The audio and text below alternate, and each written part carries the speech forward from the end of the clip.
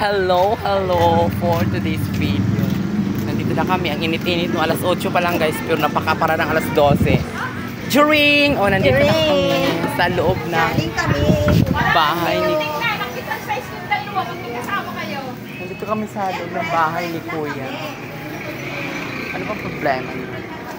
Hoy, Adelisa, yung gamot mo ba, in-stock mo ba or inituloy-tuloy mo? Tuloy-tuloy maintenance. Yung sa kolesterol? Never. Kami na si Ate Lisa, wala na siya tiyan.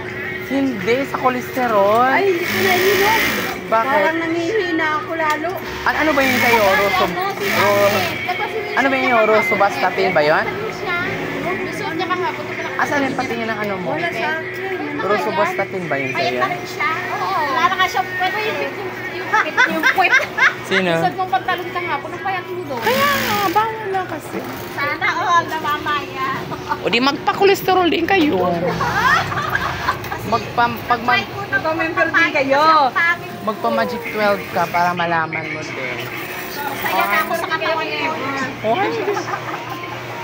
Para hindi lang para nakakayayat. Nakarami ka na, Eder. Huwag na gusto kita. May bakulit. Karating ko lang. Balik mo dyan. O malamang, isa akin. Wala mang naiyot sa akin. Ang labat niya sinabi, nakalat. Hindi ko na ano to. Bayan. Okay guys.